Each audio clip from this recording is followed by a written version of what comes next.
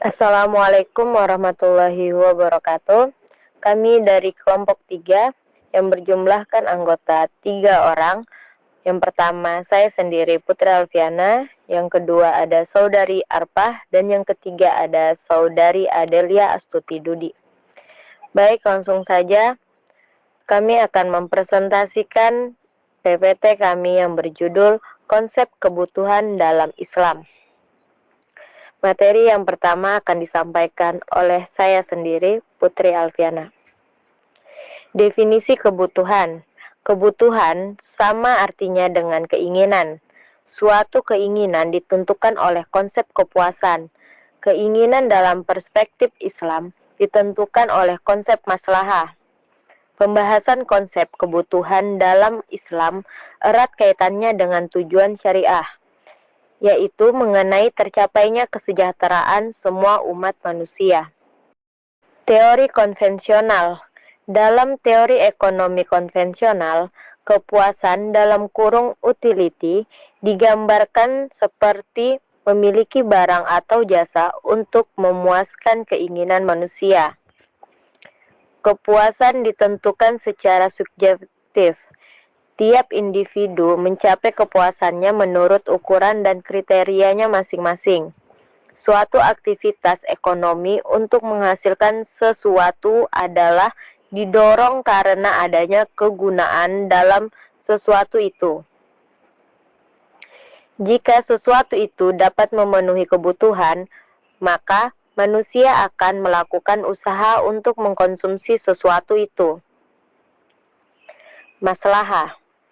Dalam pembahasan ini, konsep maslahah tetap untuk digunakan atau diterapkan. Sebagaimana definisi dari maslahah adalah kepemilikan atau kekuatan barang jasa yang mengandung elemen-elemen dasar dan tujuan kehidupan umat manusia di dunia ini, dan perolehan pahala untuk kehidupan akhirat.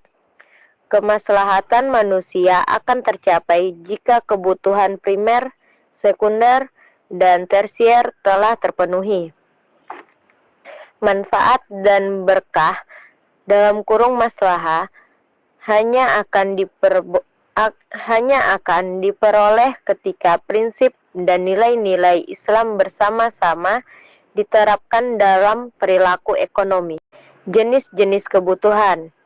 Secara umum, kebutuhan menurut tingkat intensitas, kebutuhan menurut sifat, kebutuhan menurut subjek, dan kebutuhan menurut waktu. Baik, saya akan melanjutkan materi selanjutnya. Kebutuhan menurut tingkat intensitas terbagi menjadi 3. Yang pertama, primer, yaitu jenis kebutuhan yang harus terpenuhi oleh manusia untuk mempertahankan hidupnya.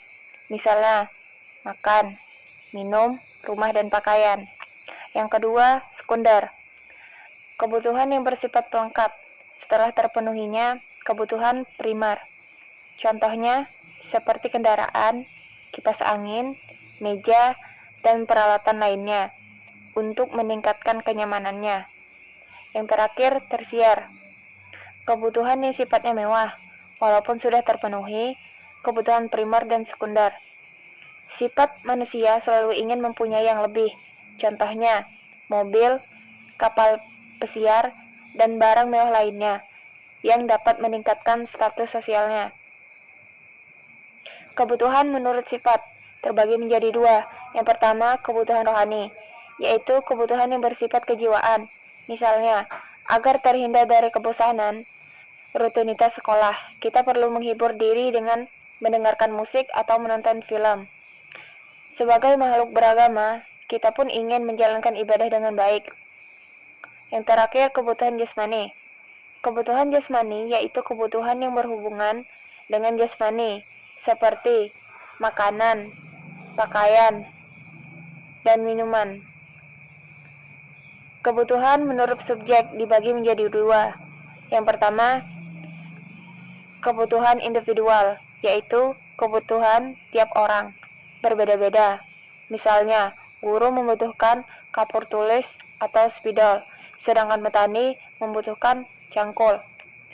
Yang terakhir, kebutuhan umum, yaitu kebutuhan yang dapat digunakan oleh semua orang, selalu atau diperuntukkan untuk umum.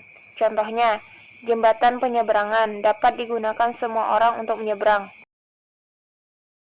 Kebutuhan menurut waktu terbagi menjadi dua, yaitu kebutuhan sekarang dan kebutuhan yang akan datang. Selanjutnya, kebutuhan menurut Islam. Menurut Syatibi, maslahah dibedakan menjadi tiga, yaitu yang pertama, kebutuhan daruriyah, sesuatu yang wajib adanya menjadi pokok kebutuhan hidup untuk menegakkan kemaslahatan manusia. Yang kedua, kebutuhan hajiyah, memudahkan, menghilangkan kesulitan atau menjadikan pemeliharaan yang lebih baik terhadap 5 unsur pokok kehidupan manusia. Ketiga, kebutuhan tasiniyah, sesuatu yang diperlukan oleh norma atau tatanan hidup serta perilaku menurut jalan yang lurus. Daruriyah wajib dipelihara, hajiyah boleh ditinggalkan apabila memeliharanya merusak hukum daruriyah, dan tasiniyah boleh ditinggalkan apabila dalam menjaganya merusak hukum daruriyah dan hajiyah. Jadi, secara umum, barang dan jasa yang memiliki kekuatan untuk memenuhi kelima elemen pokok daruriyah telah dapat dikatakan memiliki maslahah bagi umat manusia. Baik, sekian materi dari kami kelompok 3. Kurang dan lebihnya kami mohon maaf. Akhir kalam. Wassalamualaikum warahmatullahi wabarakatuh.